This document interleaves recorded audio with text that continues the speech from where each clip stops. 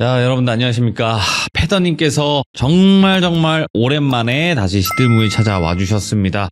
건강이 좀 안 좋으셨었어가지고 시간이 좀 걸렸지만 다시 회복해서 돌아오신 패더님을 모셔보도록 하겠습니다. 여보세요. 안녕하세요. 네, 안녕하세요. 패더님.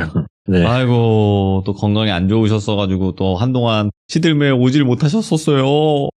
그러니까요. 예, 아유, 참. 그래도 다시 이렇게 또 건강해져서 돌아와 주셔가지고 제가 다시 한번 감사드립니다. 네, 감사합니다. 네. 자, 일단은 오늘 패더님께서 이렇게 또 찾아와 주셨는데, 오늘 해주실 이야기의 키워드는 제가 들었긴 했는데, 이거를 먼저 선 공개를 하는 것보다는 공개를 안 하는 게 좋을까요? 아마 하고 가는 게 좋을까요? 아무렇게나 해도 될 것 같아요. 그렇게 크게 뭐 예측을 한다거나 그런 건 아닌가요? 이게 예측은 될 텐데, 어쨌든 마지막에 가장 중요한 건 이걸로는 예측이 불가해서. 알겠습니다. 자, 오늘 네. 키워드는, 저도 듣고, 이거 뭐지? 이거 뭔가 셀 것 같은데? 라는 느낌이 강하게 들었던 늙은 여우거든요? 네. 네, 늙은 여우의 이야기인 것 같은데, 어떤 이야기일지는 들어봐야 될 것 같고요. 바로 출발을 해보도록 하겠습니다. 렛츠고! 기대십니다. 패더죠.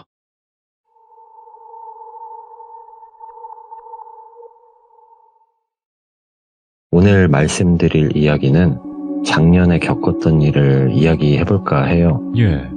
네, 제가 한국에 와서 나름 열심히 살아가고 있었을 때인데, 잠깐이지만 그래도 몇 년을 해외에서 살다가 들어오니까 적응이 잘 안 되는 부분들이 있었어요. 분명 중간중간 한국을 많이 방문했는데도 이게 적응이 안 되는 부분들이 있더라고요. 특히나 다시금 빨리빨리 문화를 접하게 되니까 제 뜻과는 다르게 무언가를 할 때도 급해지고 서둘러지게 된 것 같아요. 그래서 좀 마음의 여유를 찾고자 한 일주일 정도 모토 캠핑을 떠나기로 해요. 제가 취미로 이제 바이크를 타고 있는데 캠핑을 항상 좀 제가 불편하고 이런 거를 좀 싫어했거든요. 네, 근데 이번에는 그래도 안 해본 걸 좀 해보자.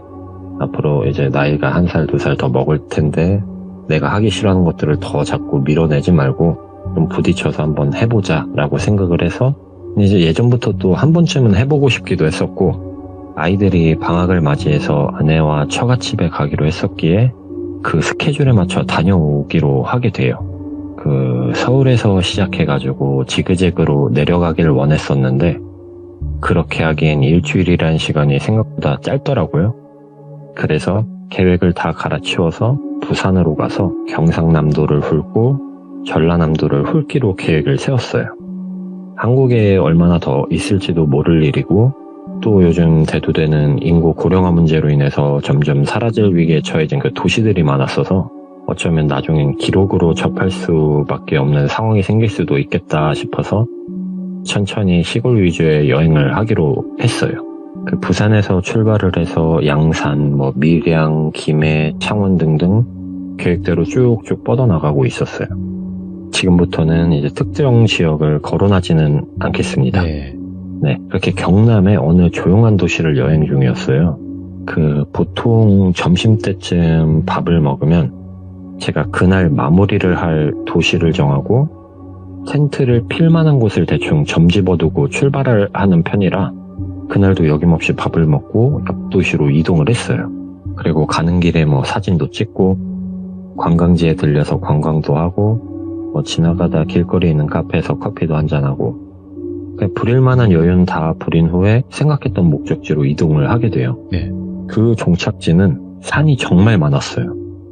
그리고 읍내같이 보이는 곳에는 1층 단층짜리 상가 건물들이 일자로 쭉 있더라고요. 완전 옛날 정미소 같은 그런 데도 있었고 다실, 다방 이런 데도 많이 있는 조금 옛날 그런 시골 풍경 그런 느낌이었는데 다행히 편의점 같은 게 보여가지고 몇 가지 간식거리와 마실 것을 샀고 시골길을 통해 쭉 들어갔어요. 시간이 좀 더 지체되면 해가 지기 시작할 것 같아서 두 번째 맞이한 마을에 있는 정자 같은 곳에 텐트를 필 계획을 세웠어요. 그리고 혹시 몰라서 그 앞쪽에 있던 집에 들어가서 혹시 여기 마을 이장님 댁이 어딨냐 이렇게 여쭤보았더니 저쪽 끝에 가면 초록색 대문집이 이장님 댁이다. 왜 그러냐 해서 제가 여기 텐트를 피려고 하는데 가서 허락을 좀 맡아야 될 것 같아서 그래서 한번 가봐야겠다 이렇게 말씀을 드리고 이제 그쪽으로 갔죠. 이장님 댁에 가서 뭐 다행히 뭐 흔쾌히 마음대로 해라. 그 앞에 그 물도 있으니까 쓰던지 하고 이렇게 허락을 받고 이제 다시 돌아갔어요. 그렇게 준비를 끝내고 뭐 모기랑 실랑이를 벌이면서 있는데 밖에서 할머니 목소리가 들리더라고요. 그래서 제가 문을 살짝 빼꼼 열고 내다보니까 한 60, 70대? 60대? 예, 그 정도 돼 보이는 할머니 한 분이 저를 이렇게 보고 계시더라고요. 그래서 좀 깜짝 놀라기도 했는데 그냥 안녕하세요 라고 인사를 드리고 제가 오토바이로 여행 중인데 오늘 여기 텐트를 피고 하루 묵으려고 한다. 근데 제가 마을 이장님께는 허락을 구했습니다 라고 말씀을 드렸어요. 그랬더니 아니 그게 아니고 여기서 자면 허리 아프다고 우리 집으로 가서 하루 자고 가라고 말씀을 하시더라고요. 그래서 괜찮습니다. 제가 뭐 숙소를 끊고 자도 되는데 이번 여행하는 동안에는 조금 불편함을 감수하더라도 이렇게 여행하는 것에 의의를 두었다. 얘기해 주신 건 감사한데 마음만 받겠다. 정말 감사합니다. 라고 말씀을 드렸죠. 그랬더니 와서 편하게 자면 좋은데 하면서 뒤돌아서 가시더라고요. 예, 그래서 그렇게 텐트 문을 닫고 그래도 어르신이 여기까지 오셔가지고 말씀해 주셨는데 갈 걸 그랬나? 내가 좀 너무했나? 라고 생각을 하며 누워있다가 잠에 들었어요. 한참 잘 자고 있는데 무슨 흡사 곰이 막 텐트를 잡고 흔드는 것 같이 막 텐트가 엄청 흔들어지더라고요. 그래서 이게 뭐야 하면서 제가 문을 열어보니까 그 비 소식은 없었는데 이게 비바람이 엄청 불더라고요. 그래서 아니 이게 소식이 없었는데 뭐지 갑자기 웬 비바람이냐 생각을 하면서 문을 이제 활짝 더 열고 밖으로 나갔어요. 근데 저 멀리서 그 할머니가 또 오고 계시더라고요. 우산도 안 쓰고 오고 계시면서 그러면서 저한테 손짓으로 이리 오라는 손짓 있잖아요. 그렇게 손짓을 하시더라고요. 그래서 또 비가 오니까 걱정이 돼서 저리 나오셨나. 비도 많이 오고 바람도 많이 부니까 그냥 가서 하루 신세를 질까. 보니까 여태 신경 쓰여서 잠도 못 주무신 것 같은데 그래 그냥 하루 신세 좀 지고 내일 아침에 나가서 뭐라도 좀 사다 드리자 라고 생각을 하고 재빨리 텐트를 막 정리해서 오토바이를 끌고 갔어요. 그 정자에서 한 150m 정도 떨어진 곳에 집이 있었고 그 가는 길에도 집들은 쭉 있었어요. 그래서 갔더니 근처의 집들도 그렇고 다들 한시에 한날에 리모델링을 한 건지 집들이 전체적으로 시골 마을 치곤 좀 현대적이고 깨끗했고 또 그 할머니 집을 들어갔을 때는 또 할머니 집 역시 혼자 계시기에는 좀 깨끗하고 넓었어요. 여느 가정집이랑 비슷한 모습이었고 하나 조금 특이한 점은 액자가 한 3개 정도 보였는데 다 사진에 할머니 혼자 계신 모습이었어요. 그냥 혼자 사진 찍을 수도 있지 하겠지만 다른 건 그렇다 쳐도 그 거실 TV 위쪽에 걸려있던 사진이 제가 계속 신경이 쓰였던 것 같아요. 그게 왜 그러냐면 보통 이제 할머니 집 가면 자제분들에서 손녀, 손주분들 해가지고 여러 명이서 사진 찍는 거 걸어놓는 거 아시죠? 그런 식으로 한 10명 이상의 가족분들이 함께 찍어서 걸어놓을 그 사이즈인데 가운데 혼자 떡하니 앉아 계시고 엄청 환하게 웃고 계신 사진이 걸려 있었거든요. 근데 그때 당시에는 솔직히 무섭기보다는 좀 특이하다라고 생각을 했고 시간이 벌써 11시가 다 되어가던 시간이어서 할머니께서 다 젖었으니까 가서 씻으라고 보일러를 틀어주시고 소건을 주셨어요. 그래서 평상시 같으면 제가 씻는데 한참 걸렸겠지만 처음 와본 집에서 씻는 것 자체가 왠지 모를 부담감이 있어서 엄청 빨리 씻고 나왔어요. 그렇게 씻고 나왔고 할머니가 밥은 먹었냐고 물어보셔서 네 밥은 먹었다 라고 말씀을 드렸죠. 그럼 따뜻하게 물 한 잔 마시고 자라고 그거 아시나요? 결명자차? 그거를 한 잔 주셔서 먹었거든요.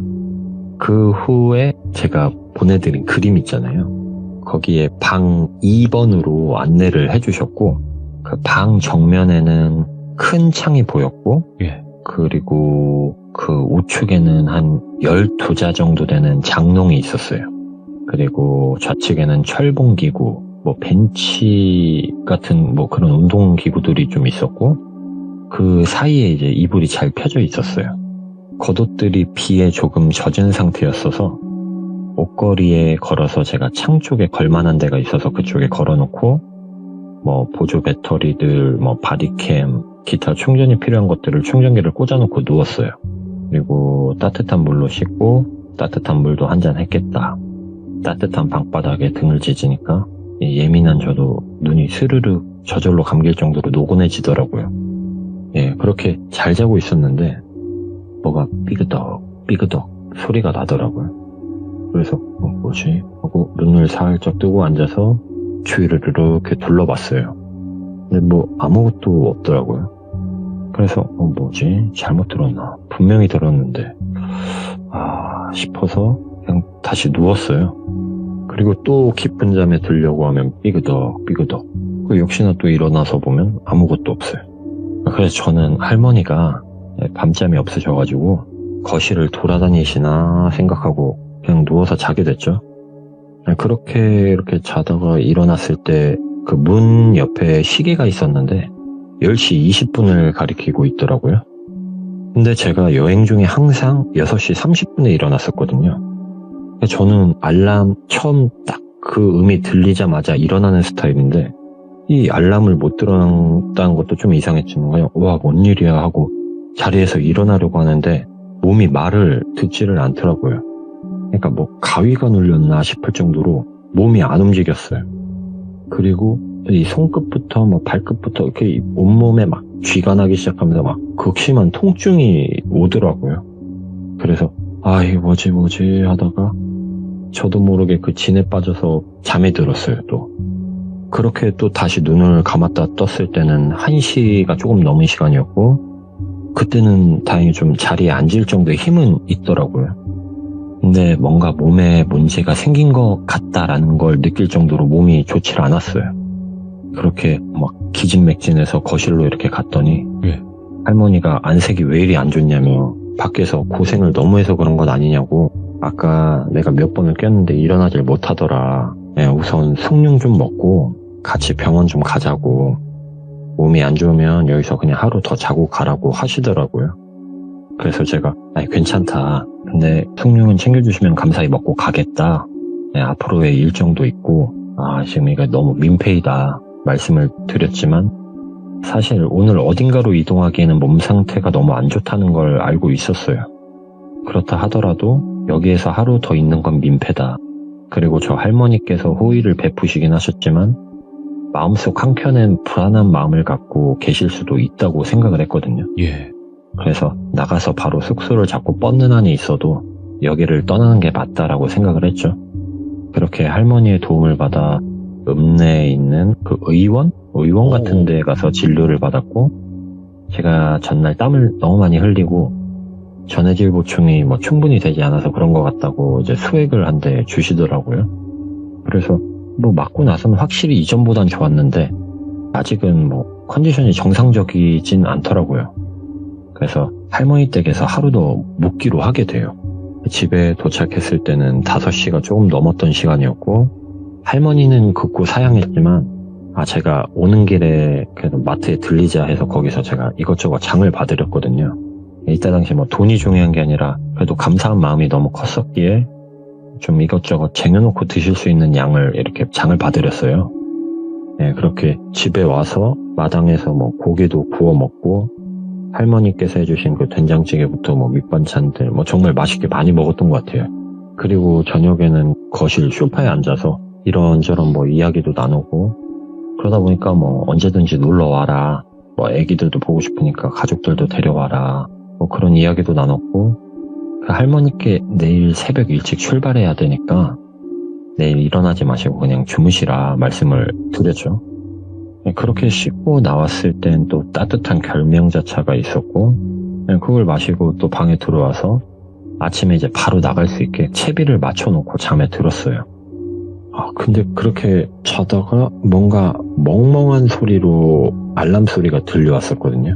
그러니까 막 알람 소리가 원래 탁탁 귀에 박히는데 물속에서 알람 소리를 듣는 듯한 느낌이라 해야 될까? 멍멍하게 들리더라고요. 전날 술을 많이 마셨을 때처럼 뭔가 두통부터 그 몸은 일어났는데 뇌는 아직 덜 깬 느낌의 찌뿌둥한 새벽을 맞이했고 멍하니 그냥 5분 정도 앉아있다가 억지로 옷을 하나 입고 나갈 준비를 하게 돼요. 그렇게 준비를 마치고 거실로 나왔을 땐 회색 가운 같은 걸 입고 할머니가 나오셔가지고 잘 잤냐고 여쭤보셨고, 예? 할머니 덕에 잘 잤다고 감사하다고 인사를 드렸죠. 예? 할머니께서 잠깐 기다려보라고 그러더니 제가 잤던 방에 가서 뭐를 갖고 나오시더라고요. 멀리서 봤을 때 무슨 곱창 밴드 이런 건 줄 알았는데 여름용 목토시더라고요. 할머니 아드님이 쓰려고 사놨던 건데 지금 멀리 나가 있어서 나중에 다시 사면 되니까 이거 쓰라고 주시더라고요. 그렇다고 또 엄청 비싼 건 아니니까 그냥 편하게 쓰라고. 그래서 안 받기도 뭐하고 그래서 그 자리에서 바로 끼면서 좋다고 감사하다고. 안 그래도 요즘 낮에 엄청 더웠는데 딱 필요했던 거라고 오바스럽게 좀 리액션을 하고 이제 간단히 감사하다고 말씀을 드리고 나왔죠. 나오는데 이 목에 쓴 여기서 뭔가 막 쾌쾌한 냄새? 좀 약간 불편한 냄새, 그런 냄새가 나더라고요. 그래서 저는 이게 장롱에서 꺼내었나, 장롱에 좀 오래 묵혀 있었나, 그냥 그렇게 생각을 했어요. 그렇게 나와서 이틀 뒤쯤에 이제 이미 전라도까지 들어와서 그 남해 방향으로 가고 있었어요. 제가 첫 취재하는 날은 꽤 이게 몸 상태가 별로 좋지 않아서 그 할머니 댁을 나온 이후로는 최대한 느리게 주변 여행을 하면서 텐트가 아닌 숙소를 잡고 자고 있었어요. 그날은 제가 근데 숙소 뽑기를 잘못하는 바람에 그 에어컨이 시원한 바람이 아닌 송풍 느낌의 바람 있잖아요. 그렇게 나오는 방을 얻어 걸려서 제가 카운터에 문의를 했더니 남는 방이 없어서 대신 숙박료의 반을 돌려드리고 사용을 해라라는 조건으로 이제 자게 되죠. 그 한여름에도 극세사 이불을 덮고 제가 그런 식으로 자거든요. 더위를 안 타서 한여름에도 또 뜨거운 물로 샤워를 하기도 하고. 근데 그날은 정말 덥더라고요. 그래서 잠자는 것은 포기하고 그 바디캠 영상이나 한번 정리하자 싶어서 노트북을 켰어요. 제가 유튜브나 어떠한 영상 편집이 아니라 어릴 때부터 항상 기록물이나 영상물을 남기는 습관이 있어서 좀 그렇게 해왔었거든요. 네. 그렇게 영상들을 차례대로 정리하던 중에 뭔가 깜깜한 영상이 하나 있더라고요. 그게 들어가니까 4편 이렇게 잘라서 나눠져 있었고 그게 할머니 집에서 찍힌 영상들이더라고요. 생각해보니까 제가 첫날 충전을 다 하고 둘째 날에 나오기 전날에 채비를 마친다고 제가 겉에 입는 외투에 이제 바디캠을 다는 부분이 있거든요. 거기에 부착시킬 때 거기가 좀 뻑뻑해요. 그래서 그거를 이렇게 끼다가 힘을 주다가 전원이 켜졌나 보더라고요. 근데 제게 이제 기본 켜지면은 배터리가 상시 한 18시간까지도 녹화가 되는 거라 그게 계속 돌았나 보더라고요. 영상에는 이제 잠이 들고 시간이 지나서 한 12시쯤에 문이 열리더라고요. 그 할머니가 회색 가운을 입고 서 계셨어요. 그리고 한 발자국 한 발자국 제 쪽으로 다가오시더라고요. 그리고 가운을 벗으셨어요. 속옷은 하나 입지도 않은 상태셨고 말 그대로 알몸이었고 그렇게 제 쪽으로 누운 건지 뭐를 한 건지 바디캠이 이제 옷걸이에 걸린 옷에 위쪽으로 걸려 있다 보니까 그 위쪽으로 나오는데 이 할머니가 아래쪽으로 제 쪽으로 누워버리니까 안 나오지. 옷이 그때부터는 안 찍히더라고요. 근데 영상 속에 한 시간상 23분 정도가 지났고 할머니는 일어나셔서 또 저쪽으로 처벅처벅 가서 벗어두었던 회색 가운을 입고 방을 나가셨어요. 그리고 또 새벽 2시가 넘은 시간쯤에 같은 행위를 반복하셨어요. 그리고 새벽 3시 40분쯤에 또 들어오셔서 역시나 같은 행위를 반복하셨고 세 번 다 시간은 20분에서 25분 남짓한 시간들이었어요. 그걸 딱 보는데 너무 충격적이더라고요. 사실 처음에는 제가 생각했던 건 내가 성폭행을 당했나? 이런 생각도 했는데 근데 사실 제 몸에 살짝 뭐가 스치기만 해도 깼을 텐데 왜 잠에서 깨지 않았지라는 생각도 들었고 너무 찝찝하더라고요. 그렇게 이제 이게 뭘까? 뭔 짓을 당했을까? 무엇을 했을까라는 생각에 뜬 눈으로 밤을 새우고 다음날 여행지가 아닌 할머니 댁 쪽으로 이동을 하게 돼요. 도착을 했고 도착해서 그 집 문을 두드리기가 두렵더라고요. 겁이 나더라고요. 할머니인데도. 그 잠깐 고민하던 찰나에 그 문을 두드렸죠. 조금 지나서 그 할머니 목소리로 누구세요? 라고 할머니 목소리를 들리더라고요. 제가 할머니 저 패더입니다 라고 말씀을 드렸더니 문을 딱 여는데 그 환하게 웃으면서 아이고 어떻게 벌써 왔어 라고 말씀을 하시더라고요. 근데 그 표정 그 말투를 보는데 왜 이렇게 소름이 돋는지 무튼 들어가서 내가 드릴 말씀이 있다고 했고 들어가서는 이제 노트북을 열고 할머니께 영상을 바로 보여드렸어요. 경찰에 신고를 할 수도 있었고 변호사님의 도움을 받아 법적인 절차를 밟을 수도 있었는데 내가 진짜 대체 왜 이런 행동을 하신 건지 들어보고 싶어 찾아왔다라고 말씀을 드렸어요. 그 할머니는 영상을 보면서 그 위에 저고리 같은 걸 입고 계셨는데 그걸 입에 갖다 대시고 눈물을 뚝뚝 흘리시더라고요. 그래서 저는 울고 싶은 사람은 저다. 할머니 저한테 무슨 짓을 한 거냐. 저한테 손 안 댄 거 맞냐. 확실하게 좀 이야기해달라 말을 했죠. 그랬더니 할머니가 기억이 안 난다고 미안하다고 우시더라고요. 그러면서 사실 내가 치매 초기래요. 저번에 말한 아들이 그 술 때문에 지병으로 먼저 가고 그 이후로 우울증도 오고 치매도 오고 그 할아버지는 또 뱃일을 하시는데 10여 년 전쯤 그때 이제 일을 하러 나가셨다가 연락이 안 돼서 실종 신고를 하고 기다리고 있대요. 이 집에서. 여기 동네 사람도 그런 걸 권유를 했는데 이 치매 때문에 병원이나 시설에 들어가게 되면 할아버지도 평생 못 찾을 것 같고 그래서 여기 혼자 살고 있었는데 그냥 우리 아들 생각나서 그런 건데 내가 저런 행동한 건 왜 그랬는지 이유도 모르겠고 기억도 안 난다고 울면서 말씀을 하시더라고요. 그래 딱한 건 알겠는데 내 입장에선 얼마나 놀라겠냐. 사실 이거 실수로 내가 이 영상을 녹화했지만 이 영상이 아니었으면 이런 걸 당했다라는 것도 몰랐을 거고 그 할머니도 이런 행동을 하는 걸 몰랐을 거 아니냐.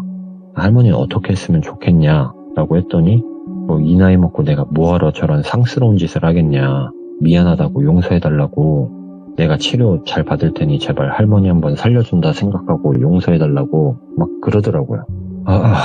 모르겠어요. 그때 그 상황에서 제가 어떤 방법이 가장 현명한 방법인지 판단도 잘 안 됐고 우선 제가 어떤 성적인 피해를 입은지 안 입은지 사실 그것도 모르고 그래서 제가 이 마을 주변 어르신들 도움을 얻자 생각을 했고 할머니께 우선 지금 당장 병원에 가보셔라.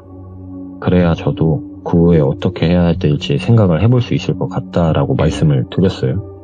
할머니는 알았다 했고 제가 원래는 동행해서 처방을 한번 확인을 하려고 했었거든요. 네. 근데 그냥 이 할머니를 보내놓고 이 할머니가 여기 없는 동안에 제가 이 이장님이나 주변 어르신들을 만나 뵙고 방법을 좀 찾는 게 낫겠다라고 생각을 해서 그렇게 할머니를 병원으로 보내드렸어요. 왜 그런 시골에는 할머니들이 이렇게 무슨 택시는 아니고 그 부르면은 이제 병원까지 모셔다 드리는 그런 게 있더라고요. 네네. 네.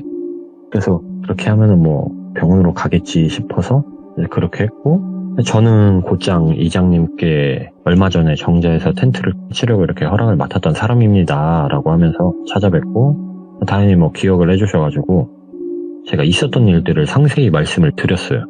이장님의 이야기를 쭉 들으시다가 저한테 혹시 총각 술 하냐고 이렇게 여쭤보시더라고요.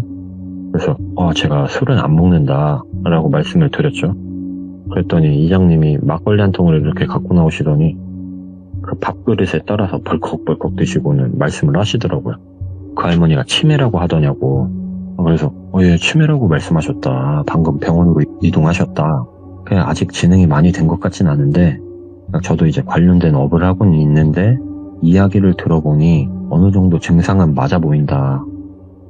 초기인 것 같은데 치료로 시기를 늦출 수는 있을 것 같다라고 말씀을 드렸더니 하이 씨 땡땡 노인네 그러더라고요. 젊을 때부터 그 집을 하더니 나이 처먹어서도 못 고친다고. 그거 병은 맞는데 치매는 아니라고. 그 할 맛이 유명하다고. 20년 전에는 동네 얼라들 집에 데려가서 챙겨준답시고 애들 씨 받아 먹고 감옥도 2번인가 갔다 왔는데 정신을 못 차린다고 그러시더라고요. 그래서 무슨 소리냐, 씨를 받아먹는 게 무슨 소리냐 그랬더니 저 할머니 사람 올리는 여우라고 그 이따금씩 자네 총각처럼 이렇게 당한 사람들 몇 명이나 있었다고 지금은 나이 먹고 더한다고 저렇게 나가서는 또 몇 달이고 안 보이다가 들어와서 사고치고 막 그런다고 하더라고요. 그래서 아니 그게 뭔 얘기냐, 아니 뭐 아드님 얘기랑 할아버지 얘기도 하셨고 막 이러면서 제가 그 얘기를 또 했더니 그거 다 개뻥이라고 한 30년 전쯤에 뜬금없이 나타나선 이따금씩 마을 시끄럽게 만든다고 그냥 똥 밟았다고 생각하든가 그냥 경찰에 가서 신고를 하든 하라고. 와. 저게 저 할머니가 이제 나이 차서 감옥도 안 가니까 더 저러는 것 같다. 나도 막 감옥도 못 보내고 사실 빨리 뒤져버렸으면 좋겠다고 막 거기서 그런 얘기를 하더라고요. 와, 그 얘기를 듣고 충격에 뭐 더 이상 무슨 말을 할 수도 들을 수도 없겠더라고요. 어쨌거나 무슨 일을 당한지는 모르니까 그 마을에서 제법 떨어진 데 몇 개 시골이 이제 통합으로 관리된 경찰서가 있더라고요. 거기 가서 이제 신고를 했죠. 근데 거기서도 엄청 유명하더라고요. 예, 역시나 뭐 이장님이 하신 말씀이 다 맞았고, 그럼 어차피 가진 것도 없고 합의도 못할 거고 나이도 많고 혹시 저한테 뭐 보리차 마셨냐고 여쭤보시더라고요, 경찰분이. 그러면서 보리차는 아니고 결명자차 같은 걸 받아 마셨다 말씀을 드렸더니 그게 감기약 4-5알을 빻아서 넣었을 거래요. 그게 반년 전쯤에 심지어 이게 참 여기서 충격적인 건데 여자 2명한테 그랬다고 하더라고요. 그러니까 이게 남자 여자를 안 가리더라고요, 이 범죄를. 그래서 그 경찰분이 이제 이러다 진짜 사람이 한번 죽어나가야 뭐가 바뀔런지 자기네들도 이걸 알면서 어찌 할 수 없는 게 너무 답답하다고 하더라고요. 그렇다고 시설을 보내자니 자기네들이 뭐 강제성이 없으니까 이제 주변에선 상황을 아는데 아무것도 못하고 있는 거죠. 그리고 그 쾌쾌한 냄새가 났던 목토시는 그게 알고 보니까 좀 디테일하게 설명하기는 좀 그런데 이게 할머니의 그 소변과 체액이 묻어있던 그런 거였어요. 그걸 저만 받은 게 아니라 이게 뭔가 범죄가 끝났을 때 마무리하는 그런 느낌의 뭐 그런 거라고 해야 상징이라 해야 되나? 그런 거더라고요. 심지어 마을에 새로 이사온 귀농 부부나 그러니까 할머니에 대해 모르는 사람들에게도 선물이랍시고 막 줬었대요, 이걸. 그래서 이게 문제가 많이 됐었다고 하더라고요. 아무튼 그렇게 잊지 못할 좋지 못한 이 기억을 안고 제가 여행을 접고 돌아가게 돼요. 근데 나중에 알게 되는 진짜 충격적인 사실이 하나 있거든요. 어쨌든 그 할머니는 벌금형을 받긴 받았어요. 근데 이런 사건이 생기고 집을 뭐 몇 달간 한동안 비운다고 했잖아요. 그때마다 목토시랑 등산 양말 같은 이 조금 바깥에서 힘든 일 하는 이 남자분들이 많이 쓰는 종류의 그 아이템들 있잖아요. 거기에 이제 자기 소변이나 체액을 묻혀서 당근 땡땡에 팔아왔더라고요. 근데 정말 충격적인 건 이분이 50점대 온도를 갖고 있고 늙은 여우라는 닉네임을 한 당근마켓 빌런이에요. 이건 뭐 5000% 싫어하고 사실이라 혹시 당근마켓 거래하시다가 늙은 여우라는 닉네임을 한 분이 뭐 목토시나 등산 양말을 팔면 조심하라고 이제 얘기를 한번 해봤습니다. 지금도 존재한다는 거예요, 늙은 여우가? 거기에? 지금은 모르겠어요. 근데 아마 이게 활동을 계속하지 않을까 싶어요. 당근 거기에 네. 혹시 검색하는 게 있네요, 뭐 닉네임 같은 거를? 그게 있는지 잘 모르겠네. 모르겠어요. 예. 지금 혹여라도 늙은 여우라는 닉네임이 네, 뭐 여러 명이 나오면 상관은 없긴 한데 저게 확실해요. 뭐 다른 거 바꿔 쓸지 모르겠지만 네. 저게 확실해요. 네. 늙은 여우. 네. 아마 연세가 있는 분이다 보니까 뭐 바꾸거나 뭐 이런 거는 못했을 것 같아요. 계속 사용할 것 같긴 한데 근데 당근 그거 자체가 애초에 우리 동네만 검색되는 게 아닌가요? 그게 네. 그러니까 이제 그분이 네. 돌아다니잖아요. 그렇겠죠. 집을 비우고. 네네. 예, 그러면은 예를 들어 뭐 경남이면 경남권에서 이게 동네 인증은 뭐 2개로 해놓고 계속 인증이 되더라고요. 그냥 그 예. 동네에만 있으면 인증이 돼서 제가 예를 들어 뭐 서울이면 서초구에 있다가 음. 옆에 뭐 김포로 넘어가서 그냥 김포에서 또 인천 가면 바로 김포에서 거래가 되고 김포에서 하다가 또 아래 뭐 인천으로 가면 인천에서 거래가 되고 이런 식으로 되기 때문에 내가 있는 지역으로 갔을 때 인증만 되면 되는구나. 네네네. 맞아요. 그러면 뭐 지역이 계속 바뀔 수는 있는 거네요, 확실히. 그렇죠. 잠깐만. 와, 나는 늙은 여우라고, 그러니까 그 표현을 그냥 늙은 여우라고 했겠거니 했는데 아이디를 그걸 쓰네요, 닉네임을. 예, 그래서 이제 이거는 아마 유추가 안 될 거라 생각했던 게, 예. 저도 사실 그 나이 때 당근마켓을 사용할 거라 생각을 못 했는데, 예. 요즘엔 뭐 너무 이게 많아지다 보니까 뭐 한 70대 할아버지들도 당근마켓 하시더라고요. 요즘 당근은 진짜 다양한 연령층이 다 하시더라고요, 보니까. 맞아요. 그러다 보니까, 그곳에 진짜 이상한 거 파는 사람들도 많을 텐데, 오늘 이야기는 저번에 그 변남이 이야기 수준으로 너무 충격적인데요, 오늘도? 그쵸. 오늘 패더님께서 건강이 아직 완전히 회복되진 않으셨는데도 이 정도의 이야기를 들려주시는 거라면 정말 정말 대단하신 분이라고 저는 생각을 하고 다음에 또 다시 다른 이야기로 찾아뵙겠습니다. 감사합니다. 네, 감사합니다. 네.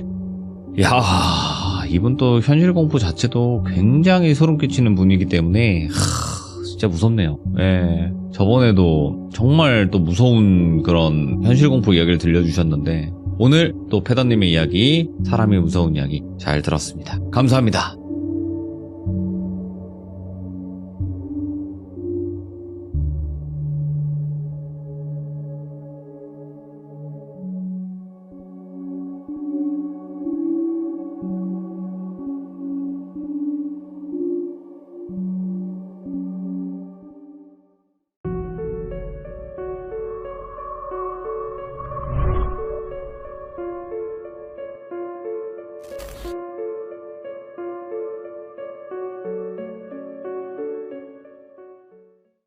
자, 여러분들 안녕하십니까. 이번 이야기 모모님께서 찾아와 주셨습니다. 모모님이 해주시는 이야기는 정말 기묘하면서 섬뜩한 그런 이야기들을 많이 들려주시는 분이죠. 자, 오늘은 어떤 이야기일지 여러분들과 같이 확인하도록 하겠습니다.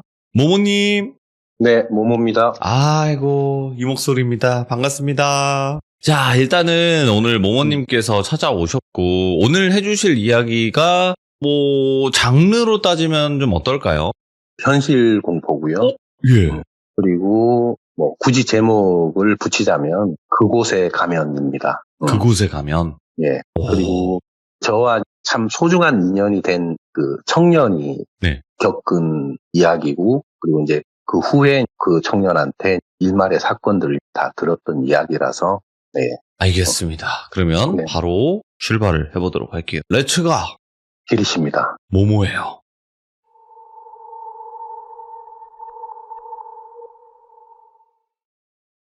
이 이야기는 수년 전 일인데 당시 저는 사무실 겸 작업실을 운영을 하고 있었어요. 뭐 매일매일 반복되는 일상 때문에 좀 지쳐가고 있을 때 어떤 20대 후반의 여자분이 저희 작업실을 찾아오셨어요. 그분이 하시는 일이 학교 밖 청소년 지원센터의 선생님이었거든요. 네. 그 선생님이 하시는 말씀이 10명 정도 되는 아이들이 있는데 주 1회 2시간씩 8주간 동아리 활동을 좀 진행을 해달라고 하더라고요. 당시 저는 중고등학교에서 일회성 출강은 나가도 내 공간에서 강의는 하지 않았거든요. 더군다나 그 기간의 이름만 들었을 때는 그곳이 비행 청소년이나 불량 청소년들이 학교를 중도 포기하고 있는 곳이라고 생각을 했기 때문에 좀 꺼려지기도 하더라고요. 사람들로 인해서 스트레스 받는 일이 싫기도 했었고 물론 시간이 지나고 아이들과 부대끼고 나니까 홍실하고 순수하다는 걸 좀 알겠더라고요. 그래서 그 선생님이 아이들이 새로운 경험을 하고 진로 결정의 다양성을 갖게 해준다면 아마 보람 있는 일일 거라고 저를 설득하시기에 결국 이제 거절을 하지 못하고 하기로 한 거죠. 결국 다음 주부터 10명의 아이들과 동아리를 운영을 하게 됐어요. 아무래도 뭐 아이들 심성은 그렇진 않은데 학교를 다니지 않는 아이들이니까 복장이나 헤어스타일이 자유도가 좀 높았거든요. 뭐 말주노초 파남보 다 있을 정도로. 예. 염색. 그리고 예. 복장도 일반적이지 않은 복장들을. 그래서 이제 속으로 생각했죠. 일단 강의할 때 항상 인솔 선생님이 한 분이나 두 분 정도 오니까 묵묵히 이제 8번만 견디면 된다. 그리고 또 이런 기관과 일을 하면 이미지도 제 작업실 이미지도 좋아지니까 뭐 나쁠 건 없다. 견디자. 그래서 처음에는 되게 기계처럼 강의를 했어요. 그러니까 이제 이게 아이들도 집중도가 떨어지고 흥미가 없는 수업이 돼버린 거죠. 4주차 정도 됐을 때 한 아이가 사정에 의해서 그만두고 다른 남자아이가 들어왔는데 키도 크고 얼굴도 참 잘생겼는데 되게 불량스럽더라고요. 수업에 방해가 되기도 했고. 그래서 방법을 바꾸기로 한 거예요. 일방적으로 강의를 하는 것보다 아이들의 얘기를 듣는 걸 먼저 하자. 아이들의 얘기를 들어주고 어른으로서 해줄 수 있는 말을 좀 해주자. 그렇게 하니까 이제 아이들이 왜 학교를 그만두게 되었는지를 스스로 얘기를 하더라고요. 다양한 이유가 나오더라고요. 뭐 친구들한테 왕따를 당해서 견디다 못해 결국 학교를 그만두게 된 아이부터 부모님의 과도한 학업 성취 요구 때문에 그만둔 아이까지 공통점은 좀 상처가 많은 아이들. 그렇게 구성이 되어 있었죠. 그리고 자기들은 항상 늘 지시를 받기만 했는데 들어줄 수 있는 누군가가 있다는 거에 대해서 좀 기뻐하더라고요. 그래서 제 입장에서는 어설픈 위로보다는 학교를 다니지 않아도 센터에서 친구들과도 즐겁게 지낼 수 있는 그런 기회가 많은 곳이니까 네. 절대 주눅 들지 말자. 이건 정말 진심으로 얘기를 했었거든요. 그러니까 일제히 아이들이 단톡방을 만들더라고요. 저를 초대해서 하루에 있었던 일들이나 고민을 얘기하는 공간이 돼버렸죠, 거기가. 예. 저는 제가 해줄 수 있는 한도 내에서 진심으로 상담도 해줬고, 그러니까 그 다음 주 수업부터 너무 즐겁고 유쾌한 거예요, 이게. 저 역시 몇 주 안 남은 시간이 좀 아쉬워지는 그런 순간들이었는데, 문제는 이 4주차에 들어온 그 남자아이였었어요. 콧방귀 끼고 뭐 집중도 하지 않고, 바닥에 침도 뱉고, 그리고 또 저보다 키도 크고 덩치도 있었기 때문에 좀 무섭기도 했었고, 그래서 이제 선생님한테 물었죠. 저 똘비라는 아이는 어떤 사연을 가지고 있냐. 그러니까 선생님은 별말을 하지 않고 저 아이의 어머니가 되게 독특하다고만 말을 해주더라고요. 예. 그래서 수업을 끝내고 아이들이 집에 돌아갔는데 계속 똘비가 눈앞에 아른거리더라고요. 여튼 뭐 그날 저녁에 약속이 있어서 후배를 만나서 식사를 하다가 그 똘비에 대해서 이제 후배한테 얘기를 했더니 그러지 말고 여기에 불러서 밥을 먹이고 그러다 보면 마음을 좀 열지 않을까? 이렇게 후배가 얘기를 하더라고요. 예. 근데 이제 그 말에 반신반의하면서 똘비한테 전화를 했더니 흔쾌히 나온다고 하더라고요. 똘비는 미성년자니까 제가 뭐 술을 주는 건 안 되고 밥을 먹였죠. 그리고 제 후배가 어른들이 흔히 하는 질문을 해버린 거예요. 이 아이한테. 꿈이 뭐냐고. 그러니까 똘비가 하는 말이 없는데요. 뭐 이렇게 얘기를 한 거예요. 후배가 거기서 한마디 더 하더라고요. 어떻게 꿈이 없을 수가 있냐고. 그랬더니 똘비가 좀 기분이 상한 거예요. 그래서 제가 얘기를 했죠. 꿈이 없을 수도 있지. 뭐 꿈을 설정하고 계획하는 기간일 수도 있잖아. 타인의 꿈에 대해서 가타부타 이래라 저래라 하는 게 되게 무책임한 말일 수도 있다. 그렇다고 이 꿈에 대해서 신중하고 깊이 들어줄 준비가 오히려 우리가 안 돼 있지 않느냐. 그러니까 이제 후배가 아 그래 뭐 모모 형님 말이 맞는 것 같다 하니까 이제 똘비의 표정이 풀리더라고요. 그 식사 자리가 좀 되게 유쾌하게 끝이 났어요. 그리고 후배는 택시를 타고 갔고 저는 똘비를 집까지 바래다 주기로 한 거예요. 미성년자니까. 근데 그 식당과 집이 멀지 않아서 똘비가 걸어가자고 하더라고요. 그래서 묵묵히 걷고 있는데 똘비가 갑자기 그러더라고요. 선생님 아까 고마웠어요. 정말 어른답게 말해주신 분이 선생님이 처음이에요. 이렇게 얘기를 하더라고요. 네. 그 아이가 어쨌든 그 말을 한다는 자체가 저한테 감동으로 다가왔었거든요. 그러면서 하는 말이 사실 저 꿈이 있어요. 이러는 거예요. 그래서 그게 뭐야? 그랬더니 투명인간이요. 이러는 거예요. 18살짜리 남자아이가 말하는 투명인간은 그저 판타지적 성격의 대답이 아니란 게 좀 느껴지더라고요. 네. 그래서 제가 말을 했어요. 그러니까 뭐 왜 그렇게 말을 했는지 모르겠지만 누구의 눈에 보이고 싶지 않니? 그랬더니 엄마예요 그러더라고요. 아이고, 뭐 있구나. 그래서 이제 마음이 착잡해지더라고요. 그래서 묻지도 않았는데 자기 스스로 막 얘기를 하더라고요. 엄마가 이혼 후에 유독 똘비한테 집착을 했대요. 고등학교 다닐 때 성적은 늘 똘비가 상위권이었는데 전교 1등이 아니면 안 되고 대학조차도 지정을 해주더라는 거예요. 그래서 뭐 매일같이 엄마랑 싸우고 학교를 안 가는 등 반항의 끝을 달렸대요. 결국 학교에서 제적을 당하고 본인 스스로 학교 밖 청소년 지원센터를 찾았대요. 왜냐하면 그곳에는 엄마가 없으니까 천국이었대요. 간섭이 없으니까, 엄마의 간섭이. 근데 가끔씩 엄마가 센터에 찾아와서 난리를 한번 피우고 가셨대요, 한 번씩. 센터 때문에 애 다 버려놨다고. 자기 때문에 뭐 그 선생님들과 아이들이 피해를 보니까 아이들과도 친분을 쌓지 않는 게 좋겠다라는 생각을 해서 자기가 그렇게 아이들하고 친분을 쌓지 않았다고 하더라고요. 그래서 제가 물었죠. 너의 외로움을 어떻게 회수하냐고.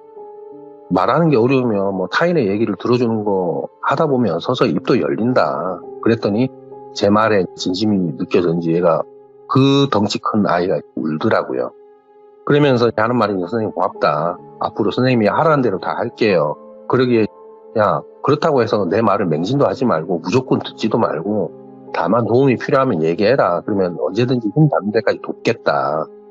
이제 이렇게 얘기를 했더니 똘비가 바로 검정고시를 준비해서 그 회에 합격을 하고 그 이듬해 수능도 봐서 자신이 원하는 대학을 합격을 했어요. 이 아이가. 몇 년간 많은 변화가 있었죠.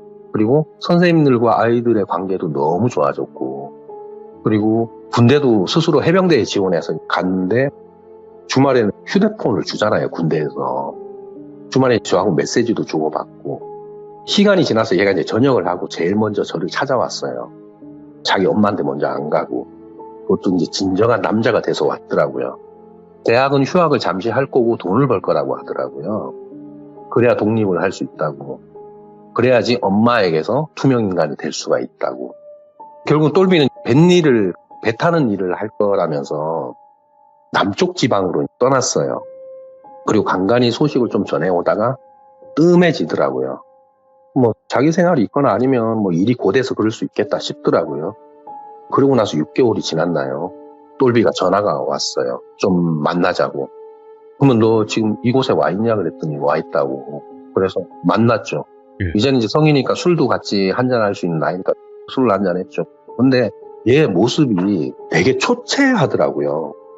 첫 마디가 선생님 저 진짜 투명인간이 되고 싶어요 그러더라고요. 예. 아, 이게 무슨 일이 있구나. 그래서 집중해서 들었죠. 똘비는 군 제대 후에 무작정 남쪽으로 내려갔대요. 어촌 쪽으로 가게 됐는데 이게 일자리를 쉽게 구할 수 있다고 생각하면서 되게 활기찬 항구를 생각을 했대요. 근데 폐항된 곳도 너무 많고 또 의외로 사람을 구하는 곳이 많이 없더래요. 그래서 점점 더 남쪽으로 내려갔는데 결국 어떤 작은 어촌 마을에 가게 된 거예요. 다행히 일자리는 구했고 또 자기가 살 집을 구해야 되잖아요. 근데 이제 발품을 팔다 보니까 옥탑방을 되게 저렴하게 구한 거예요. 그 건물의 1층에는 주인이 직접 운영하는 사진관이 있고 2층은 주인 세대 그리고 그 위에는 옥상의 옥탑방 이런 구조였대요. 똘비는 매일 새벽에 조업을 나가서 오후가 되면 들어와서 뭐 거의 얻었대요. 너무 힘드니까. 일은 고됐지만 수입이 좀 괜찮으니까 좀만 고생해서 좀 목돈을 마련해서 정말 내가 하고 싶은 일을 좀 하자 이렇게 생각을 했기 때문에 버틸 수가 있었다는 거예요. 예. 항상 일을 끝내면 사진관 옆에 대문을 통해서 위로 올라가면서 주인한테 인사를 하는데 그 주인한테는 20대의 아들이 하나 있었는데 장애가 좀 있었대요. 그러니까 지적장애인데 지적 수준이 한 7, 8세 정도라는 거예요.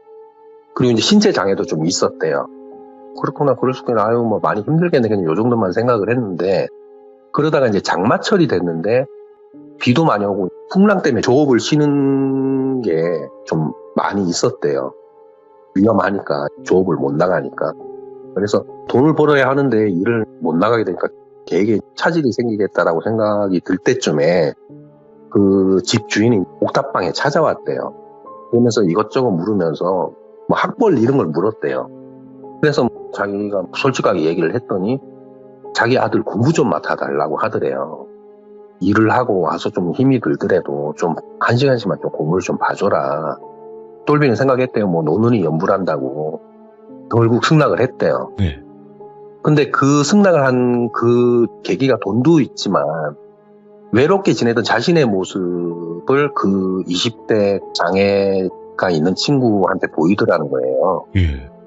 그래서 그래 저 친구도 사람들이 자신을 기피하면서 받았을 상처도 있겠다 싶었대요. 그래서 정말 진심을 다해서 그날부터 한글과 뭐 초등 수학을 가르쳤대요. 근데 그 아들도 똘비가 좋았는지 말을 너무 잘 듣더래요. 오. 그렇게 아무런 문제 없이 잘 지냈는데 그 아들은 똘비의 옥탑방이 너무 좋다고 하더라는 거예요. 그러다가 이제 좀 연령대도 비슷했고 좀 친해지기도 했고 자기 방 안에 뭐 딱히 훔쳐갈 물건도 없고 해서 내가 열어놓을 테니까 언제든지 놀러 오라고 했대요. 와서 뭐 낮잠을 자고 가든지 다만 내가 자는 시간 그것만 확보만 해주면 된다. 그렇게 하고 나니까 그 집주인이 돈을 좀 더 얹어서 주더라는 거예요. 그렇게 장마가 끝나고 다시 조업을 나가게 됐는데 새벽에 옷을 챙겨 입고 대문을 탁 나서려는데 주인이 마침 대문 앞에서 자기를 기다리듯이 앞에 서 있더라는 거예요. 그래서 이제 똘비는 인사를 했대요. 아이고 새벽인데 일찍 일어나셨네요. 그랬더니 이거 나 그냥 일상이야. 늙으면 뭐 새벽잠도 없다고 하잖아. 그냥 이렇게 하더라는 거예요 주인이. 네.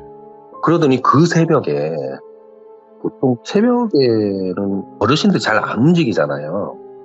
근데 차를 끌고 어딜 가더라는 거예요. 그 집 주인이.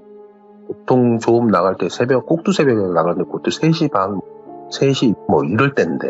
예. 똘비는 그 주인의 그 행동이 아무 의미 없는 행동인데도 기분이 좀 이상하더래요. 그래서 왜 그랬냐고 물었더니 눈빛이 좀 이상하더라는 거예요. 뭘까? 예. 아무튼 그날도 그렇게 열심히 일을 하고 와서 그 아들의 공부를 또 가르쳤대요. 그렇게 반복된 생활을 하던 어느 날 새벽에 조업을 나가려는데 1층 사진관에서 주인이 나오더니 그날도 차를 끌고 어디론가 가더라는 거예요. 웬일을 하는 사람도 아닌데 왜 저분은 저렇게 이른 새벽에 어딜 가는 걸까? 이 생각이 그냥 들었대요. 뭐 그래도 내일이 아니니까 그냥 신경을 끄기로 했는데 이게 매일같이 그렇게 주인이 새벽에 어디 나가니까 이 똘비 입장에서 점점 호기심이 발동을 하더라는 거예요. 도대체 뭐지? 뒤를 쫓아볼까? 저게 바닷가 쪽도 아닌데 항구 쪽으로 가는 것도 아닌데. 근데 이제 똘비한테 차가 없었기에 뒤에 쫓아가본 것도 불가능했대요. 근데 똘비는 어느 날 조업을 끝내고 회식을 했대요. 선배 선원들이 있어서 자기는 술을 마시지 않고 식사만 했고 선장이 갖고 있는 승합차를 자기가 대신 운전을 했다는 거예요. 사람들 다 데려다 주려고. 사람들 다 데려다 주고 선장이 너 이거 차 끌고 갔다가 아침에 네가 그냥 사람들 픽업해서 이렇게 데리고 와라 뭐 이렇게 얘기를 한 거겠죠. 그날도 집으로 왔고 그 애의 공부를 가르쳤다는 거예요. 다음날 이제 새벽이 됐는데 바람과 비가 억수같이 오더라는 거예요. 그래서 이제 선장한테 전화를 했더니 그냥 쉬라고 일기예보에 오늘만 오고 안 오니까 그 다음날에 차 끌고 사람들 픽업해서 자기 집으로 와라 이렇게 얘기를 하더라는 거예요. 그래서 예 알겠습니다 하고 전화를 끊고 똘비는 우산을 쓰고 옥상에서 담배를 폈대요. 네. 근데 아래를 탁 보니까 주인이 또 그 사진관에서 나오더라는 거예요. 결국 똘비의 호기심은 이제 폭발하고 간 거죠. 주인이 차를 타고 갈 때 얼른 승합차를 몰고 뒤를 쫓았대요. 한 20-30분 정도 달리고 나니까 인적이 드문 어느 시골길이 나오길래 더 쫓아가면 들키겠다 싶어서 차를 멈추고 예의주시하는데 그 주인이 어느 무당 깃대가 꽂힌 집으로 들어가더라는 거예요. 그 절마크 만자가 있는. 근데 아무리 생각해도 이 굿이나 점사를 새벽에 할 리도 없고 무슨 기도나 무슨 의식 같은 걸 하나? 아니면 그냥 친분이 있어서 가나? 그런 생각이 들었대요. 그래 뭐 괜한 오지랖이겠지라고 생각하고 차를 돌려서 집에 왔다는 거예요. 근데 집에 와서 누워있으니까 자꾸 그 모습이 뇌리에 남더라는 거예요. 다음날 돼서 조업을 나갔고 똘비는 선장에게 물으려고 했지만 결국 그 얘기가 주인기에 들어가면 미행을 했다는 걸 들키고 기분 나빠하겠다 싶어서 묻지를 못했대요. 어쨌든 그 마을 사람들이니까. 그리고 이제 며칠이 지나고 나서 새벽에 나오는데 그 주인이 기다리고 있더라는 거예요, 자기를. 뜬금없이 똘비한테 너의 정확한 나이가 몇 살이야? 이렇게 묻더래요. 그래서 저 22살인데요. 라고 말했더니 키를 묻더라는 거예요. 신장을. 그래서 왜 그러세요? 왜 그게 궁금하세요? 그랬더니 번칠해서 그렇다고. 예. 그래서 묻는 거야. 키 얘기해 줄 수 있잖아. 이러더라는 거예요. 그래서 182라고 했대요. 그러니까 그래 알았어. 아유 키 커서 좋겠네요. 수고해 하면서 차를 타고 또 어딜 가더라는 거예요. 그 무당집에 갔겠죠. 근데 이게 키를 묻는다는 게 되게 찜찜하더래요. 아우, 그러게. 이러저리도 저러지도 못하다가 결국 똘비는 선장한테 부탁을 했대요. 읍내 PC방에 가서 공부할 게 있는데 차가 없어서 그러니까 차를 빌려주면 기름값이랑 아침에 조업 때 항상 모시러 오겠다. 차를 좀 그렇게 쓸 수 있겠냐 그랬더니 선장은 그래 나도 그렇게 내가 픽업하러 다녀야 되니까 내가 좀 한숨 더 잘 수 있으니까 좋다 그러면 그렇게 해라 그랬대요 선장이. 네. 똘비는 비가 오면 아주 일찍 눈을 떠서 먼저 그 무당집 근처에 가서 차를 세우고 지켜봤대요. 매일같이 주인은 그 무당집을 방문을 하더라는 거예요. 그러다가 어느 날 조업을 끝낸 오후쯤에 이 시간에 한번 가볼까 해가지고 무당집을 향했는데 마침 무당과 주인은 차를 타고 어딜 가더라는 거예요. 똘비는 그 틈을 타서 무당집에 몰래 들어갔대요. 들어갈까 말까 하다가 앞에 문이 안 잠긴 것 같아서 다행히 이제 법당의 문이 잠겨 있지 않아서 쉽게 들어갈 수 있었는데 안에는 어느 법당과 마찬가지로 제단과 이런 제단 위에 음식들 그리고 여러 탱화들 이런 그림과 동상 같은 게 있더라는 거예요. 근데 희한하게 그 제단 항상 벽 쪽으로 이렇게 붙여서 세우잖아요. 근데 제단 뒤에 이상한 커튼이 하나 있더라는 거예요. 숨을 죽이고 커튼을 딱 걷었더니 똘비는 그대로 주저앉고 말았대요. 그 자리에. 커튼 뒤에 이 공간에 벽을 보니까 사진이 수십 장 붙어 있더래요. 엄청나게 수십 장이 붙어 있는데 그 사진의 크기는 일반 스냅 사진부터 큰 사진까지 좀 다양하게 붙어 있는데 이 형태가 큰 사진과 작은 사진들이 마치 모자이크처럼 조합이 돼 있는데 이게 사람의 형태로 붙어 있더래요. 사람이 서 있는 형태로. 근데 발과 다리, 골반 이런 사진들인데 전부 각각 다른 사람들의 사진들이 조합이 돼 있더라는 거예요. 그러니까 손은 누구의 사진, 이쪽 손은 또 피부가 좀 검은 누구의 사진, 이쪽 다리는 또 바지가 다른 색깔, 이쪽 다리는 바지가 다른 색깔. 이런 식으로 정말 많은 사람들의 부분 사진이 다 모자이크처럼 붙어 있었던 거죠. 근데 이 똘비가 주저앉은 이유가 그 사진의 형태가 사람의 모양인 것도 있었겠지만 얼굴 부분을 딱 보니까 눈, 코, 입이 조합되어 있는 사진이 다 각각 다른 사람들의 사진인데 자기 얼굴하고 너무 닮았더라는 거예요. 합쳐진 사진이. 키도 옆에 서보니까 자기랑 똑같더래요. 그리고 메뉴에 눈금이 그려져 있고 182라고 적혀 있더래요. 그리고 나이 22 이렇게 적혀 있대요. 근데 가만히 생각해 보니까 처음에 이 집 주인의 아들이 20대라고만 했지 정확한 나이는 몰랐는데 자기가 수업을 진행을 하다가 그 나이를 했는데 이 나이가 22살이라는 거예요. 그 장애가 있는 나이. 근데 머리와 눈 부분 쪽에 오른쪽 눈 부분 쪽에 사진 한 두세 장 정도가 빈대가 있고 거의 완성형이라는 거예요. 이제 이 전체적인 모양이 형성되기까지가 얼마 안 남은 거죠. 심장이 미친 듯이 뛰고 겁나더래요. 이거는 우연이든 뭐든 이건 심상치 않은 일이다. 이렇게 직감을 했대요. 그래서 똘비는 그 길로 나와서 일단 집으로 향했대요. 더는 못 있겠다 싶어서 이 마을에 더는 못 있겠다. 뭔가 지금 범상치 않은 일이 벌어지고 있다. 그래서 이제 짐을 챙겨서 떠나려고 했는데 얼른 옥탑방에 탁 올라갔는데 문을 잠그진 않지만 문이 열려 있더라는 거예요. 불빛이 좀 새어나오고 안으로 탁 들어가니까 주인집 아들이 옷장을 막 뒤지고 있더래요. 자기 옷장을. 그 몸이 불편한 그 애가. 그래서 이제 똘비가 이게 뭐 하는 짓이냐고 소리쳤더니 주인집 아들이 되게 천진난만하게 똘비 왔어? 이렇게 하더라는 거예요. 근데 그 아들의 손에 자신이 원래 입는 그 남방을 쥐고 있길래 확 뺏으려고 했는데 안 놓더라는 거예요. 그러면서 그 아들이 평소와는 다른 눈빛으로 되게 또박또박 말하더래요. 적당히 나대. 숨이라도 붙어 있으려면. 이러더라는 거예요. 절대 그 말을 할 수 없는 애인데 돌비는 오시고 뭐고 미친 듯이 차를 끌고 도망을 쳤대요. 이게 자기가 어느 정도 달리다 보니까 좀 정신이 돌아오잖아요. 이 차는 이 선장의 차니까 선장 집으로 향했대요. 집 앞에 온 돌비를 본 선장이 표정이 평소와는 되게 다르더라는 거예요. 근데 선장이 자꾸 집으로 들어가자 하더래요. 너 안색이 왜 이래? 그냥 집에서 차 한잔하고 내가 뭐 청심환도 있는데 내가 줄게. 들어가자 이러는 거예요. 근데 돌비가 순간 딱 그런 생각이 들더래요. 여기서 이 안으로 들어가면 뭔가 탈이 나겠구나 싶더래요. 차에서 내려서 미친 듯이 달리기 시작했대요. 신발이 벗겨지고 발이 까진지도 모르고 달렸대요. 근데 멀리서 택시가 탁 오는데 저걸 또 세우면 안 될 것 같다라는 거예요. 결국에는 그 택시도 그 마을 사람 중에 한 명일 수도 있겠다. 뭐 아닐 수도 있겠지만.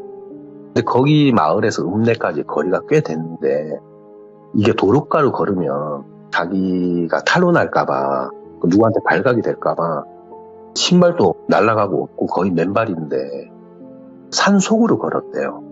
정말 사람들이 다니지 않는 길로. 그 와중에 집에 놓고 온 통장이 생각이 나더래요. 예. 거기에 돈을 계속 차곡차곡 저축을 해놨으니까. 그래서 일단 그 와중에도 정신을 차리고 분신신고를 해놨대요. 다행이다. 그리고 그날 이 똘비가 조업을 하고 받은 현금이 있어서 터미널로 향했다는 거예요. 그 읍내에 있는 터미널로. 그리고 엄마 집으로 안 가고 센터에서 되게 친하게 지냈던 친구 집으로 가서 일단 숨을 돌리고 도움을 청한 사람을 생각했더니 저밖에 생각이 안 나더래요. 그래서 술을 한잔하면서 그 얘기를 들으면서 너무 일반적이지 않은 일이라서 저도 어떻게 도울까 생각을 하다가 또 밤 시간이었으니까 그 똘비를 만난 시간이 어디 뭐 무당집을 갈 수도 없고 뭐 이래서 그 왜 전화로 점사 봐주는 무당들 있잖아요. 발신자 부담으로 하는 거. 일단 아무 때나 전화를 해보자. 해가지고 전화로 점사 봐주는 그런 걸 찾아서 전화를 해서 일련의 사건들을 다 얘기를 해줬죠. 그랬더니 그분이 그 무당분이 그러더라고요. 그게 무슨 의식인지도 모르겠고 자기도 처음 듣는 의식인데 이게 전체적인 얘기를 들어보니까 아들의 신체가 그러하니까 아마 어딘가 가서 요소 건강하게 보이는 사람들의 사진들을 찍어서 조합을 하고 완성이 되면 닮은 사람을 또 어떻게든 찾아서 그 사람의 의복이나 이런 것들을 아들에게 입히고 그 무당이 하는 의식을 하려고 했던 것 같다. 그리고 얘기를 들어보니 애당초 그 아들은 지적장애는 없었던 것 같다. 그 지적장애가 있는 것처럼 해야지 접근이 쉬우니까. 만약에 그런 장애가 없는 상태면 그래 방에 언제든지 놀러와 이렇게 아마 똘비가 얘기를 안 했을 것 같다. 이분이 점사를 봐주는 그런 느낌으로 얘기한 게 아니라 정말 상담을 해주는 사람처럼 얘기를 해주시더라고요. 그래서 지적장애가 있다는 걸 빌미로 접근을 했고 출입이 쉬워지니까 옷을 가지고 오는 거는 그 애한테 되게 쉬운 일이었을 거다. 그리고 똘비가 그렇게 해서 모든 사건들을 파악하고 맞닥뜨리니까 얘가 그렇게 본성을 드러낸 것 같다. 만일 그렇게 그 사람들의 작전대로 계략대로 그렇게 됐으면 그 아들의 신체와 똘비의 신체가 바뀔 수도 있는 문제일 수도 있다. 그러면 똘비는 그런 장애를 얻게 되고 오히려 그 아들은 그 장애가 사라질 수도 있다. 근데 자신도 이게 처음 듣는 의식이고 뭐 이렇게 하는 방법도 자기도 처음 듣기는 한데 근데 일리는 있다. 이게 약간 양밥하는 것처럼 들리는데 이게 결국에는 이 사람의 사주와 이 사람의 사주를 거의 맞바꾸는 이런 부분인 것 같은데 자기는 여기에서 더 이상 해줄 얘기가 없다는 거예요. 도무지 어떤 방법이 좋은지도 모르겠고 그렇다고 섣불리 뭐 이렇게 해라 하고서 내가 당신네들의 인생을 책임질 수도 있는 것도 아니니까 자기가 얘기해 줄 수 있는 건 여기까지다 그러면서 전화를 끊으시더라고요 먼저. 그리고 똘비 입장에서 이제 너무 불안한 거죠. 왜냐하면 자기의 옷도 거기 있고 그 남방이나 자기 의복도 거기 있고 그 사진도 점점 완성이 돼가고 있었잖아요. 한 두세 장만 더 띄워놓으면 너무 불안하더래요. 그 똘비가 먼저 그러더라고요. 성형을 해야 되겠다고. 결국 그 사진과 다르면 되지 않겠냐고 그 모습이. 근데 선뜻 야 너 그렇게 해 이렇게 말을 못 해주겠는 거예요. 이게 사람의 인생이 바뀔 수 있는 문제잖아요. 그리고 더군다나 얼굴이 바뀌면 삶도 달라질 수 있는 부분인데 이거는 내가 책임지고 뭐 이렇게 해라 마라 이렇게 할 수 있는 부분이 아니어서 아무런 결정도 못하고 있었는데 뭐 속은 그랬죠. 정말 진짜 얼굴을 바꾸는 게 맞지 않나 뭐 이런 생각을 하고 있었어요. 저도. 네. 근데 결국에 똘비는 성형을 했어요. 많이 과하게 해서 예전의 모습이 거의 남아있지 않거든요. 네. 그리고 몇 년이 지난 똘비한테는 아무런 일을 일어나지 않고 그리고 얘가 몸만 아프면 이 똘비가 몸만 아프면 타투샵을 가는 거예요. 가서 불교식 무슨 주문 같은 거 있잖아요. 뭐 예를 들어서 수리수리 마수리 뭐 이런 거 같은 이런 티베더 뭐 그걸로 몸에 타투를 온몸에 다 한 거예요. 얘가. 그러니까 마치 부적절은 방지할 수 있는 걸 다 한 거예요. 예. 그리고 뭐 불전에 있는 뭐 그런 주문 같은 글들을 그러니까 이게 거의 옷처럼 다 했어요.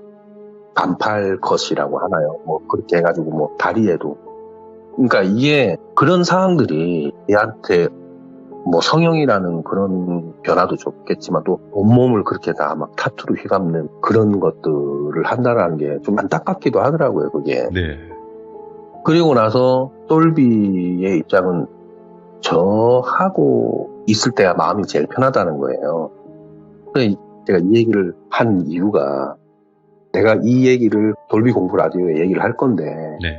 내가 해도 되겠냐 그랬더니 해도 된다 이렇게 허락을 받았고 그리고 이 친구는 저와 같은 일을 하고 있어요. 지금 오, 예. 저하고 같은 일을 하고 있고 근데 이게 웃긴 게 뭐냐면 의도했는지 우연인지 모르겠지만 이 성형한 똘비의 외모가 점점 저와 흡사해지더라고요. 오? 예? 그래서 제가 한 몇 번 물었거든요. 그거를. 아예 다른 얼굴로 하려고 했느냐. 그랬더니 다른 얼굴로도 하고 싶었지만 선생님과 흡사해지고 싶었다. 오, 예. 그러면 자기도 선생님 같은 사람이 될 수 있지 않겠냐. 저는 똘비의 일련의 사건보다 이 부분이 더 소름 돋았죠.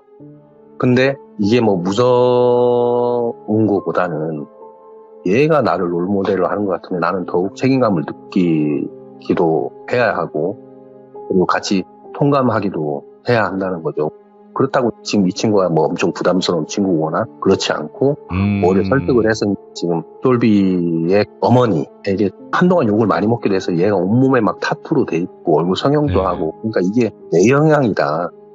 뭐뭐 너의 영향이다. 뭐 이렇게 참 욕도 많이 먹었었는데 이제는 시간이 지나서 뭐 똘비하고 그 어머니하고 진솔한 얘기도 하고 해서 저랑 같이 그 어머니와 만나서 식사도 하고 좋은 관계를 이제 유지하고 있거든요. 그런 사연이 있었네. 예. 네네네. 그래서 저도 이게 무슨 사진으로 이렇게 한다라는 이 얘기를 듣도 보도 못한 얘기거든요, 이게. 그래서 다른 거는 있을 법한 얘기 뭐 이런 건데 제가 들은 얘기 중에 정말 되게 독특하고 특이하고 좀 정말 소름 돋는 이야기라서 오늘 이 이야기 좀 준비를 해봤습니다. 야, 네. 너무너무 감사드립니다. 이 사진을 가지고 어떤 저주 행위를 한다던가 이런 이야기들이 또 시들무 있긴 있거든요. 근데 이거는 또 한두 장 붙여놓은 것도 아니고 사람 모양으로 붙여놓은 거니까. 네네네네. 야, 이거는 근데 상상이 그게 불가네. 소름이 돋는 게 그게 이렇게 붙여서 얼굴 모습이 네. 닮은 사람의 옷을 가져와서 뭐 옷을 입히고 이식을 한다. 이게 좀 참 소름 돋는 얘기인데 그게 마침 똘비와 너무 닮아서 타겟을 똘비라고 지정을 했다. 네. 이게 너무 좀 무섭더라고요. 저는 얘기를 들으면서. 맞죠. 그 부분이 네네. 일반적인 저희 시들무에 있던 사연들과는 좀 달랐죠. 네네네. 네. 그래서 더 소름 끼치고 뭔가 무겁게 들었다고 해야 되나, 이번 이야기를. 네네. 네, 네, 그런 생각이 들었어요. 그래서 뭐 지금 이 친구는 타투를 지우는 작업을 하고 있고 아, 예. 그리고 저랑 같은 일을 하면서 네. 뭐 지금 모습은 달라졌지만 그리고 많은 고통이 있었지만 그래도 나쁜 길로 안 빠지고 잘 그렇게 지내고 있다. 그게 좀 위안을 삼고 다행이라고 생각해야 되는 부분 같습니다. 야, 오늘 역시 모모님의 이야기는 집중을 안 할래야 안 할 수가 없는 그런 이야기였습니다. 정말 감사드리고 다음번에 다른 이야기로 꼭 찾아와 주시길 바라겠습니다. 오늘 하루도 고생 많으셨습니다. 예, 감사합니다. 네, 고맙습니다. 저도 많은 분들이 느끼신 것과 같이 좀 기괴하고 이게 좀 찝찝한 그런 느낌이 있어요. 이 이야기 듣다 보면 이게 사람이 무서운 이야기도 있지만 영적인 것도 살짝 포함이 되어 있는 거기 때문에 그 뭔가의 살짝의 찝찝함, 이게 뭘까 하는 그런 느낌이 분명히 드는 이야기였거든요. 그래서 여러분들도 모모님의 이야기를 아직 안 들어보신 분들 계시면 돌비 모모 검색하시면 올라와 있는 영상 있습니다. 꼭 들어보시길 바랄게요.